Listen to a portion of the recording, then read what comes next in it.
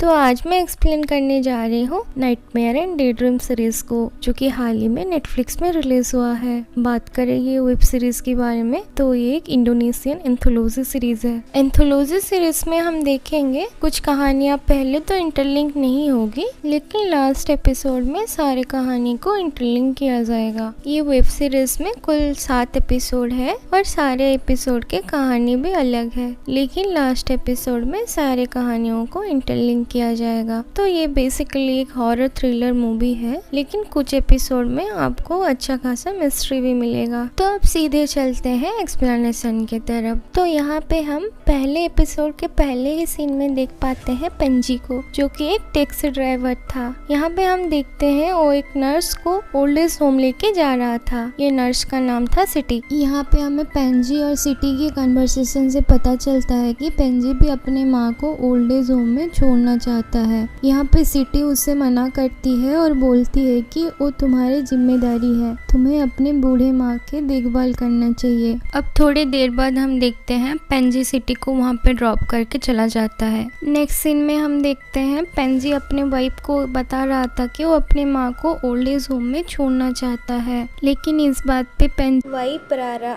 खुश नहीं थी। वो बोलती है कि हम लोग ही उनकी देखभाल करेंगे। यहाँ पे हम देख पाते हैं उनका एक छोटा सा बेटा था जिसका नाम था हैगी। अब हम देखते हैं कि पेंजी की माँ हैगी के साथ खेल रही थी और खेलते खेलते उसको ऊपर लेके जाती है, लेकिन वहाँ पे उससे छत पे भूल जाती है। यहाँ पे हमें पता चलता है कि पेंजी की माँ को भूलने की बीमारी है और वो ये इतने छोटे से बच्चे को ऊपर छत पे छोड़ के अकेले नीचे चली आती है। यहाँ पे पेंजी और उसकी वाइफ बच्चे को इधर उधर ढूंढ रहे थे। यहाँ पे हम देखते हैं पूरे एंड मोमेंट अपने बेटे को बचाती है, यानी कि वो पूरा छत से गिरने वाला होता है, तब उसको कैच कर लेती है। इसी बात पे पेंजी बहुत ज़्यादा अपने माँ से नाखुश था और उनको ओल्ड एज होम में छोड़ने के पूरा डिसाइड कर लिया था। नेक्स्ट डे हम देखते हैं पेंजी अपने माँ को लेके ओल्ड एज होम जाता है। यहाँ पे और एक नर्स पेंजी को अटेंड करती है जिसका नाम था नाया। नाया यहाँ पे बोलती है कि हम तुम्हारे माँ को यहाँ पे फ्री ऑफ कॉस्ट रखेंगे। यहाँ पे और एक पर्सन आता है बैम। बैम यहाँ पे बताता है हमें अपने माता पिता को यहाँ पे नहीं छोड़ना चाहिए, क्योंकि वो पूरे 7 दिन से अपने माँ से मिलने की कोशिश कर रहा है, लेकिन ये लोग उसे मिलने नहीं दे रहे हैं। पेंजी ये सारे बातें सुन तो रहा था, लेकिन वो इतना ज़्यादा गुस्सा और फ्रस्ट्रेशन में था, ये सारी बातों पे ध्यान नहीं दे रहा था। यहाँ पे पेंजी की माँ रो रो के गिड़गिड़ा रही थी, लेकिन पेंजी ये सब बात को ध्यान ना दे के वहाँ पे अपने माँ को छोड़ के चला जाता है। रात में पेंजी को एक बहुत अजीब सा सपना आता है और इसी वजह से पेंजी की नींद खुल जाता है और जल्द से जल्द वो ओल्ड एज होम के लिए निकलता है। वहाँ पहुँच के पेंजी देखता है कि वहाँ पे एक पार्टी चल रहा है, जो कि थोड़ा स्ट्रेंज था। वहाँ पे जितने भी लोग मौजूद थे वो पेंजी को देख के सडनली स्टॉप हो जाते हैं और यहाँ पे वही नर्स आती है नाया। पेंजी नाया को देख के पूछता है कि उसकी माँ कहाँ पे है और वो उनको जल्द से जल्द घर ले जाना चाहता है, लेकिन नाया यहाँ पे बोलती है कि वो खुश है और उनको जैसे तैसे समझा के उनको रखा गया है और अभी वो शांत है और सो रही है, तो आप कल सुबह आना, ये बोल के वहाँ से चले जाने के लिए बोलती है। तो पेंजी यहाँ से जा रहा था, लेकिन उसको गिल्ट फील होता है, इसीलिए वो और एक दरवाजे से अंदर जा रहा था। तो यहाँ पे कोई तो आ रहा था, इसीलिए और एक कमरे में वो घुस जाता है। नेक्स्ट हम देखते हैं वहाँ पे और एक आदमी आता है और वो कपड़े वगैरह चेंज करता है और एक अजीब सा यूनिफॉर्म पहनता है, जैसे कि वो कोई कल्ट का मेंबर हो। अब थोड़ी देर बाद हम देखते हैं पेंजी उस आदमी का पीछा कर रहा है और छुप छुप के सारी चीजें देख रहा था और यहाँ पे ये लोग बैम को कैद कर लिए थे। बैम, अगर आप लोगों को याद होगा, तो सुबह के टाइम पेंजी जब अपने माँ को छोड़ने आया था तब वो पेंजी को मिला था। अब हम देखते हैं ये लोग बैम को एक बड़े से हॉल में लेके जाते हैं जहाँ पे सारे के सारे कॉल्ट के मेंबर प्रेजेंट थे। और तो और यहाँ पे हम 2 अजीब से क्रिएचर को भी देख पाते हैं। ये 2 एंटिटीज हेल से आए हैं। ये लोग कैसे आए हैं इसके बारे में तो हमें सीरीज में बताया नहीं गया है, लेकिन ये लोग जिस डायमेंशन से आए हैं इसके बारे में हमें लास्ट एपिसोड में पता चलेगा। तो धीरे धीरे सारी चीज़ें कनेक्ट होगा। नेक्स्ट हम देखते हैं एक एंटिटी बैम को पकड़ता है और एक एंटिटी बैम के मदर को पकड़ता है। यहाँ पे हमें पता चलता है कि इन एंटिटी के पास एक ऐसा पावर है जिसमें आप अपने एज अपने पेरेंट्स को दे सकते हैं, लेकिन उसमें दोनों को एग्री करना पड़ेगा, यानी कि बच्चे को अपने एज अपने पेरेंट्स को देने के लिए हाँ बोलना पड़ेगा। अब हम देखते हैं कि बैम इस चीज़ को रेजिस्ट कर रहा था, लेकिन कल्ट में से एक मेंबर आता है जिसको ये लोग विस्परर बोल रहे थे। वो बैम के कान में कुछ बोलता है और उसके बाद बैम इस चीज़ के लिए एग्री कर जाता है। और अब देखते हैं कि सडनली बैम की जो माँ थी वो पूरी तरह से यंग हो जाती है और बैम यहाँ पे बूढ़ा हो जाता है और उसका शरीर पूरी तरह से सिकुड़ जाता है। ये देख के पेंजी पूरी तरह से डर गया था और वहाँ से अपनी माँ को लेके किसी तरह भागने के सोच रहा था। उधर से वो चला जाता है, लेकिन किसी तरह उसका फ़ोन गिर जाता है और थोड़ी देर बाद उसका फ़ोन रिंग होता है। इसीलिए वहाँ पे जो कल्ट मेंबर थे उनको पता चल जाता है कि यहाँ पे कोई तो था। कल्ट के मेंबर बेनिस्ट लोगों को पेंजी के पीछे छोड़ने के सोचते हैं। बेनिस्ट लोग मतलब जो लोग इस प्रोसेस को रेजिस्ट किए थे वो लोग बेनिस्ट क्रिएचर में कन्वर्ट हो गए हैं, जो कि देखने में बड़ा ही डरावना क्रिएचर थे। अब पेंजी यहाँ से भाग रहा था और इसी बीच इसका मुलाकात नर्स सिटी से होता है। अगर सिटी के बारे में आपको याद होगा तो ये वही नर्स है जो पेंजी को मना कर रही थी उसके माँ को यहाँ पे छोड़ने के लिए। और बातचीत से हमें पता चलता है कि सिटी भी यही प्रोसेस से गुजर चुकी है और उसकी उम्र भी लगभग 103 साल है, लेकिन वो बहुत यंग दिख रही थी। उनको बहुत ज़्यादा पछतावा है क्योंकि इसी प्रोसेस के वजह से वो अपने बेटे को सेक्रीफाइस किए थे। यहाँ पे वो अपना कोट यानी कि जो यूनिफॉर्म यहाँ पे पहनते हैं वो पेंजी को देती है और उसका मदर कहाँ पे है वो लोकेशन बताती है और बोलती है जल्द से जल्द अपने मदर को लेके यहाँ से निकल जाओ। अगर तुम्हारे पास ये कोट रहेगा तो ये वेनिस लोग तुम्हारे ऊपर हमला नहीं करेंगे। अब हम देखते हैं पेंजी अपने माँ को जैसे तैसे करके ढूंढता है और उनको लेके उधर से जा रहा था, लेकिन उसका माँ वहाँ पे गाना गुनगुना रही थी, तो इसी वजह से बेंजी उनको चुप करने की कोशिश करता है। जैसे कि हमें पता है बेंजी की माँ के दिमाग ज़्यादा चलता नहीं है, इसी वजह से बेंजी के समझाने के बाद भी वो चुप नहीं हो रही थी और इसी हमिंग साउंड से बाकी के मेंबर जान लेते हैं और उनको पकड़ लेते हैं और इन दोनों को वही एंटिटी के पास लेके जाते हैं। और यहाँ पे हम देखते हैं ये लोग जबरदस्ती बेंजी की माँ को उसके एज देना चाहते हैं क्योंकि कॉल के मेंबर को उनकी ज़रूरत थी। यहाँ पे हमें पता चलता है कि यहाँ पे जितने भी लोग हैं उसमें 90% लोग बहुत ज़्यादा अमीर हैं और इनको ऐसे ही बेंजी की माँ की तरह सीधे साधे लोगों की ज़रूरत है जो कि इनके कठपुतली की तरह रहे। जैसे कि आप लोगों को याद होगा इस प्रक्रिया के लिए दोनों का एग्री होना ज़रूरी है, लेकिन पेंजी इस बात पे एग्री नहीं करता है। उसके पास वो विस्परर आ जाता है, लेकिन इसके बाद भी पेंजी जैसे तैसे करके इस प्रोसेस को रेजिस्ट कर रहा था। और इसके बाद पेंजी की माँ भी बोलती है बेटा मैं तुम्हें बस खुश देखना चाहती हूँ और तुम यहाँ से जैसे भी करके भाग जाओ। अब पेंजी को याद आता है कि नर्स सिटी बोली थी ये जो एंटिटी है उनके ब्रीथ फ्लेमेबल है, तो पेंजी की पॉकेट में एक लाइटर था, वो उसको जला देता है और चारों तरफ आग फैलने लगता है। यहाँ पे पेंजी अपनी माँ को बचाने की पूरी कोशिश करता है, लेकिन पेंजी की माँ आधी जल चुकी थी। वो जलते हुए भी बोल रही थी पेंजी तुम यहाँ से भाग जाओ। पेंजी वहाँ से भाग जाता है और अब देखते हैं वो बिल्डिंग पूरी तरह से आग से जल गया है, लेकिन वहाँ से एक 4 उंगली वाला हाथ बाहर आता है। ये क्या है हम एपिसोड 2 में कनेक्ट करेंगे। तो यहाँ से खत्म होता है एपिसोड 1 के एक्सप्लेनेशन और अब चलते हैं एपिसोड 2 के तरफ। एपिसोड 2 यहाँ पे 2024 में टेकन करता है। यहाँ पे हम एक कपल को देख पाते हैं। हस्बैंड का नाम था यस और वाइफ का नाम था इप्पा। ये लोग काफी ज्यादा गरीब थे और एक झोपड़ी में रहते थे। ये लोग छोटे से टूटे मुटे घर में रह रहे थे, लेकिन इसका भी ये लोग 3 महीने से रेंट नहीं दे पा रहे हैं, इसीलिए वो घर का मालिक उनको धमका रहा था। यहाँ पे यस बोलता है उसके पास एक प्लान है। वो बगा नाम के एक आदमी की स्टोरी जानता है। वो एक छोटे से बच्चे को एडॉप्ट किया था और 7 दिन में बहुत ज़्यादा अमीर बन गया था, लेकिन 7 डेथ पे उसका डेथ हो जाता है। ऐसे टाइप के स्टोरी वो बहुत लोगों से सुना है। जो भी ये बच्चे को एडॉप्ट करते हैं वो बहुत जल्दी रीच हो जाते हैं और उनका किसी न किसी कारण के वजह से उनका मौत हो जाता है, यानी कि जो भी उस बच्चे को एडॉप्ट किए होंगे उनका डेथ हो जाता है। इप्पा यहाँ पे सीधे सीधे मना करती है, बोलती है हम गरीब ही ठीक है, हमें ऐसा कुछ भी शॉर्टकट नहीं अपनाना चाहिए। हम कैसे भी करके पैसे कमा लेंगे। यस यहाँ पे जैसे भी करके अपने वाइफ को मना लेता है।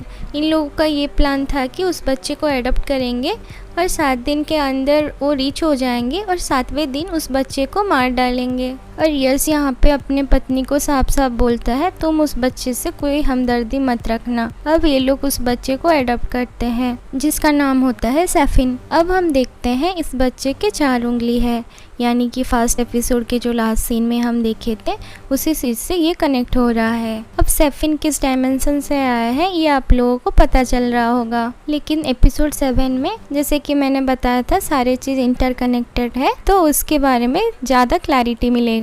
वहाँ पे जो केयर टेकर थी वो बोलती है कि मैं जानती हूँ तुम लोग इससे क्यों अडॉप्ट करना चाहते हो, क्योंकि ये तुम लोगों को अमीर बना देगा, लेकिन बदले में बस इससे प्यार चाहिए और ये बात आप लोग याद रखना। तो पहले दिन हम देखते हैं ये लोग उससे बहुत अच्छे से रखते हैं, अच्छे से खाना पानी देते हैं और उसके बदले में रात को यश को एक सोने का कंगन मिल जाता है, तो यश बहुत ज़्यादा खुश हो जाता है। नेक्स्ट दिन यश इप्पा को लेके घर के पास पड़ा हुआ कचरे के पास जाती है, क्योंकि ये लोग कचरे से उठाए हुए चीज़ों को ही बेचते हैं। और यहाँ पे हम देखते हैं एक ट्रक आके सैफिन को उड़ाने वाला था, लेकिन एंड मोमेंट पे इप्पा उसको बचा लेती है और यहाँ पे इप्पा की एक मेमोरी ट्रिगर होती है। यहाँ पे हमें पता चलता है कि ऐसे ही एक ट्रक ने इप्पा के छोटे से बेटे को मार डाला था, तो ये एक बहुत ही इमोशनल मोमेंट था। और यहाँ पे सैफिन भी इप्पा को माँ बुला लेता है, तो इप्पा यहाँ पे सैफिन से धीरे धीरे अटैच होने लगी थी। यश इस बात को रात पे नोटिस करता है और इप्पा को समझाता है कि तुम इससे अटैच मत हो, क्योंकि 7 दिन बाद हम रीच होने के बाद सैफिन को मार डालेंगे। लेकिन यहाँ पे इप्पा बोलती है कि वो बस एक्टिंग कर रही है, लेकिन एज ए व्यूअर हम देख पाते हैं कि इप्पा पूरी तरह से अटैच हो चुकी है सैफिन से और वो सैफिन को अपने बेटे की तरह ट्रीट कर रही थी। नेक्स्ट हम देखते हैं 2-3 दिन में ये लोग बहुत ज़्यादा रिच हो चुके थे और इसी बात पे खुश होके ये लोग सैफिन को रेस्टोरेंट लेके जाते हैं। रेस्टोरेंट में सैफिन कुछ खाता है जिसमें पीनट था और पीनट से सैफिन को एलर्जी था, तो ये लोग उससे तुरंत हॉस्पिटल लेके जाते हैं और हॉस्पिटल में इनका सारा का सारा पैसा जितने भी कमाए थे 2-3 दिन में वो सारा चला जाता है, यानी कि जो पैसा इनको सैफिन से मिला था वो सारे पैसे चला जाता है। नेक्स्ट दिन हम देखते हैं कि बहुत ज़्यादा बारिश होता है और बारिश की वजह से इनका छोटा सा घर पानी में भर जाता है और ज़्यादा ही टूट जाता है और इसी बात पे यश गुस्से में आके सैफिन को मार रहा था, जो कि बहुत ही बड़ा गंदा चीज़ है। तो इप्पा यहाँ पे बोलती है कि तुम बहुत ज़्यादा खुदगर्ज हो और इस छोटे से बच्चे को मार रहे हो। तो यहाँ पे यश बोलता है कि हमें और भी ज़्यादा पैसा चाहिए और बहुत बड़ा बंगला चाहिए और तुम इससे ज़्यादा अटैच मत हो, ये हमारा बेटा नहीं है। नेक्स्ट हम देखते हैं सैफिन उस ग्राउंड में गया था जहाँ पे कूड़े वगैरह थे, वहाँ पे कूड़ा का ढेर था, इसीलिए वो स्लाइड होके सैफिन के ऊपर आ जाता है। अब सैफिन को बचाने के लिए इप्पा वहाँ पे जाती है और इप्पा को बचाने के लिए यश जाता है। तीनों के ऊपर कूड़ा गिरने लगता है। अब जब तीनों की आंखें खुलता है वो एक बड़े से बंगलों में होते हैं, जैसे यश मांग रहा था और वो बंगला उसी के नाम पे था। तो जैसे कि उसने विश मांगा था एक बड़ा सा बंगला और बहुत सारे पैसे, पूरा एग्जैक्टली उसका विश पूरा हो गया था, लेकिन वहाँ पे खाने के लिए कुछ नहीं था। ये उस वजह से बहुत खुश था, लेकिन इप्पा बहुत ज़्यादा खुश नहीं थी क्योंकि इप्पा सैफिन से बहुत ज़्यादा अटैच हो चुकी थी। उस दिन देर रात को हम देखते हैं यश आके सैफिन से माफ़ी मांग रहा था। थोड़े देर बाद नेक्स्ट सीन में हम देखते हैं यश उस बच्चे को मारने के लिए ज़मीन में गड्ढा खोद रहा था। इप्पा यहाँ पे जैसे तैसे करके सैफिन को फ्री करती है और उसको लेके अपने पुराना घर में चली जाती है। तो यश यहाँ पे उसके पीछे पीछे जाता है, वहाँ पे इप्पा और यश का फाइट होता है। यश यहाँ पे बोलता है कि ये हमारा बेटा नहीं है और अकॉर्डिंग टू प्लान हम इसको मार डालेंगे, हमें जो चाहिए था वो मिल चुका है। और ऐसे ही इप्पा और यश में फाइट बढ़ता है और इप्पा यश को मार डालती है और इसी गिल्ट के वजह से इप्पा खुद भी मर जाती है। लेकिन यहाँ पे हम सैफिन यहाँ पे ज़ोर से रो रहा था और बोल रहा था माँ तुम ऐसे नहीं मर सकती, और उससे रिजरेक्ट करने की कोशिश कर रहा था, यानी कि उससे फिर से बचाने की कोशिश कर रहा था। अब हम चारों तरफ लाइट देख पाते हैं, यानी कि इस बच्चे के अंदर ओरिजिनली कुछ तो पावर है। और यहाँ पे एपिसोड 2 ख़त्म होता है। अब हम चलते हैं एपिसोड 3 के तरफ। एपिसोड 3 2022 में टेक प्लेस हुई थी। इस एपिसोड में हमें एक ऑथर को दिखाया जाता है। इस ऑथर का नाम था रानिया। रेनिया यहाँ पे अपने सेकंड बुक लॉन्च कर रही थी, लेकिन इस बुक को लेके ना ही ऑडियंस ना ही क्रिटिक्स खुश थे। मतलब हर जगह उस बुक की खराब रिव्यू ही आ रहा था। लेकिन रेनिया की जो पहली बुक थी पोएम एंड पेन, वो बहुत ज्यादा हिट रही थी। रानिया यहाँ पे बहुत जगह से लोन लेके रखी है और यहाँ पे हम देखते हैं रानिया एक बुक पब्लिशर के पास जाती है जिसका नाम था हेनरा। हेनरा यहाँ पे सजेस्ट करता है तुम पेन एंड पोएम के नेक्स्ट पार्ट लिखो, लेकिन रानिया यहाँ पे उस बुक के सेकंड पार्ट लिखना नहीं चाहती थी। यहाँ पे हमें पेन एंड पोएम बुक के बारे में जानने को मिलता है। इस बुक में मेंशन होता है लारस नाम की एक लड़की का जो कि डोमेस्टिक वायलेंस की शिकार होती है। उसका पति एड्रियन उसको बंकर में बंद करके रखा है और उसको हमेशा मारता पीटता रहता है। तो लोग यहाँ पे उसका सेकंड पार्ट जानना चाहते थे कि लारस के साथ क्या हुआ, वो वहाँ से निकल पाई या नहीं। इसके आगे की स्टोरी वो लोग जानना चाहते थे। यहाँ पे हमें और भी बात पता चलता है। रेनिया ये बुक 2019 में लिखी थी और जब भी वो बुक लिखती थी वो ब्लैंक हो जाती थी और वो जब वापस होश में आती थी तब वो देखती है पेजेस सारे ऑटोमेटिकली भरा हुआ होता है। और लेरस के पति उसको जहाँ जहाँ पे मारता था, जब रेनिया होश में आती थी तब उसको वही जगह पे दर्द फील होता था और ये काफ़ी स्ट्रेंज था। और इसी वजह से वो इस बुक के सेकंड पार्ट लिखना नहीं चाहती थी, क्योंकि उससे डर है कि वो सारी चीज़ फिर से रिपीट ना हो। लेकिन उसके पास अब और कोई चारा नहीं है, इसीलिए वो उस बुक की सेकंड पार्ट लिखने की ठान लेती है। अब रेनिया पार्ट 2 लिखने की ट्राई कर रही थी, लेकिन उसको कुछ स्टोरी समझ में नहीं आ रहा था और इसी बीच उसे नींद आ जाती है। और जब वो नींद से उठती है उसके पीठ में एक बड़ा सा निशान था जो कि बहुत स्ट्रेंज थी। वो जल्द से जल्द अपने लैपटॉप की तरह भागती है। यहाँ पे हम देख पाते हैं रेनिया ने नींद में ही सारी स्टोरी लिख दी है। यहाँ पे हम देख पाते हैं लेरस के पति एड्रियन उसको जिस जगह पे मारा है उसी जगह पे रेनिया के पीठ पे वो निशान है। नेक्स्ट डे यहाँ पे रेनिया फिर से बुक लिखने की कोशिश कर रही थी और यहाँ पे रेनिया कुछ अजीब सी स्टेट में चली जाती है। उसकी आंखें वाइट हो जाती है और वो ऑटोमेटिकली टाइप कर रही थी, यानी कि उसकी उंगलियां ऑटोमेटिकली टाइप कर रहा था। यहाँ पे हम देख पाते हैं कि रेनिया लेरस की बॉडी में आ चुकी है, मतलब वो कम्प्लीटली लारस को देख पा रही थी। लेरस के पॉइंट ऑफ व्यू से हमें दिखाया जाता है कैसे एड्रियन उसके ऊपर अत्याचार करता है, यानी कि मारता पीटता है। और यहाँ पे हम देखते हैं इन दोनों की एक छोटी सी बेटी भी थी और एड्रियन इन दोनों को वो बंकर से बाहर जाने नहीं देता था। और यहाँ पे हम देखते हैं रानिया वो सारा कुछ रिकॉर्ड कर रही थी जो भी उसके साथ होता है। नेक्स्ट डे हम देखते हैं फिर से रानिया बुक लिखने की कोशिश करती है और फिर से वही ट्रांस स्टेज में चली जाती है। और यहाँ पे हम देखते हैं वो क्लियरली लारस के पीओवी से सब कुछ देख पा रही थी।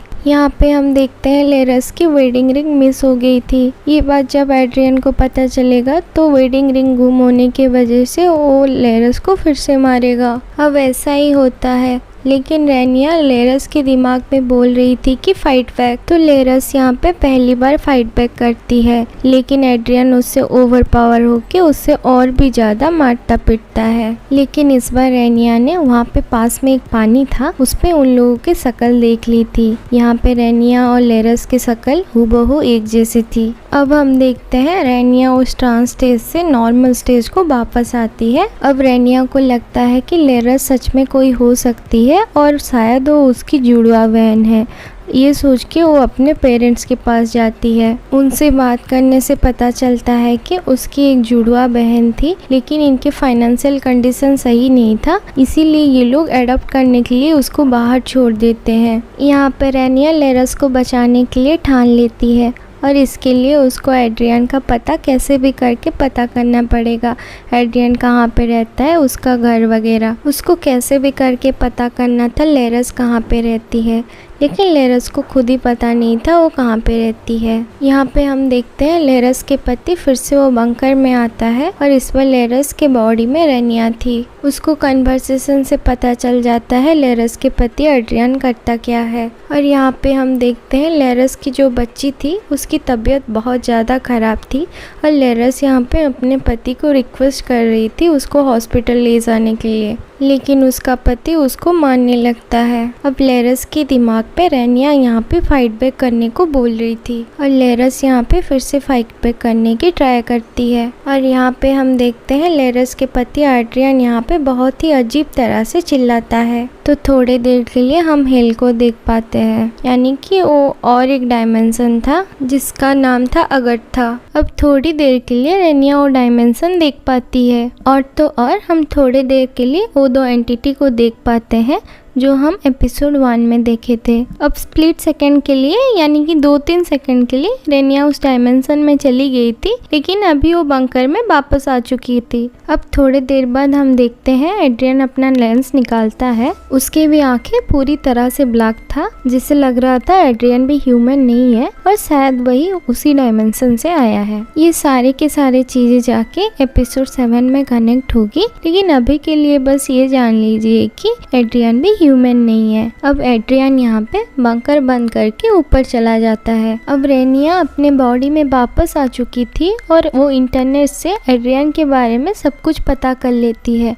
एड्रियन कहाँ पे रहता है, कहाँ पे काम करता है, उसका क्वार्टर कहाँ पे है, ये सारी चीजें वो इंटरनेट से पता कर लेती है और जल्द से जल्द वहाँ पे जाती है। और यहाँ पे हम देखते हैं हेंड्रा एड्रियन को गन पॉइंट पे रखा था। यहाँ पे हम देखते हैं एड्रियन और एक शादी कर लिया है और उसके घर में उसके बीबी और 2 बच्चे भी थे और जो बंकर था वो घर के नीचे था और उसके बारे में उसकी बीबी को भी नहीं पता था। अब हम देखते हैं रेनिया जल्द से जल्द उसी बंकर में जाती है लेरस को बचाने के लिए, लेकिन तब तक लेरस अपनी आखिरी सांसें ले रही थी क्योंकि जाने से पहले एड्रियन ने एक हथौड़े से लेरस के ऊपर अटैक किया था। अब रेनिया लेरस को तो नहीं बचा पाती है, लेकिन उसकी छोटी सी बच्ची को लेके वहाँ से चली जाती है। अब यहाँ पे एड्रियन हंस रहा था और बोल रहा था कि तुम लोग मेरे कुछ नहीं बिगाड़ सकते। अब इसी बीच कुछ महीने बीत जाते हैं और हम देखते हैं लेरस की बेटी रेनिया के साथ रह रही थी। अब रेनिया को लग रहा था कि एड्रियन अरेस्ट हो चुका होगा, लेकिन जब पुलिस वहाँ पे गया था तो उनको कुछ सबूत नहीं मिला था। यहाँ पर कि सीसीटीवी से भी एड्रियन ने सब कुछ डिलीट कर दिया था। रेनिया को पता था कि एड्रियन ह्यूमन नहीं है, लेकिन उससे जैसे भी करके बदला लेगी यही सोच ली थी। और यहाँ पे खत्म होती है एपिसोड 3 और ये थी एपिसोड 1 से लेके एपिसोड 3 तक पूरी कहानी। आगे की 3 एपिसोड में हम और 3 लोगों की कहानी जान पाएंगे और एपिसोड 7 में सारे के सारे कहानी कनेक्ट होगा। जितने भी मिस्ट्री आप लोगों के मन में डेवलप हुआ है, जैसे कि एड्रियन कौन है, वो 2 जो एंटिटीज थे वो कौन है, कहाँ से आए हैं, ये सारे चीज आपको एपिसोड 7 में पता चलेगा। अगर आपको एक्सप्लेनेशन अच्छा लगा तो आप वीडियो को लाइक और चैनल को सब्सक्राइब कर देना। नेक्स्ट पार्ट के लिए हम मिलते हैं नेक्स्ट वीडियो में। Thanks for watching.